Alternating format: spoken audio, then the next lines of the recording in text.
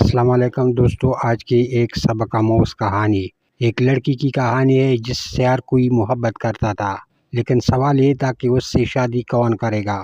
کہا جاتا ہے کہ ایک نوجوان نے اپنے والد سے کہا، میں ایک لڑکی سے شادی کرنا چاہتا ہوں جسے میں نے دیکھا ہے اور جس کی حسن و خوبصورتی اور دلکش آنکھوں نے مجھے مسحور کر دیا ہے۔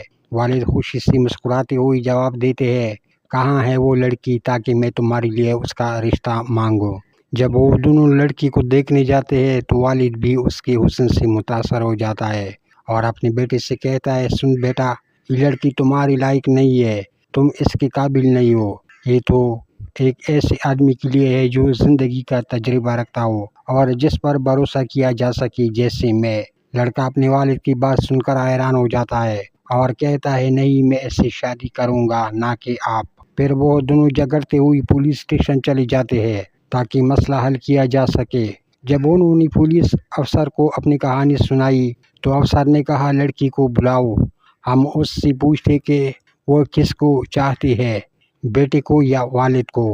جب افسر نے لڑکی کو دیکھا اور اس کے حسن سے متاثر ہوا تو اس نے کہا، یہ تم دونوں کے لیے مناسب نہیں، یہ تو میرے جیسے کسی اہم شخص کے لیے ہے۔ آپ تینوں میں جھگڑا ہوتا ہے اور وزیر کے پاس چلے جاتے ہیں۔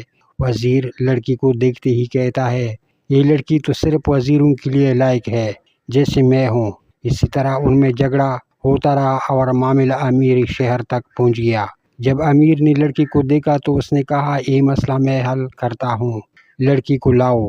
لڑکی کو دیکھ کر امیر بھی کہنے لگا، یہ تو صرف کسی امیر ہی سے شادی کر سکتی ہے جیسے میں ہوں۔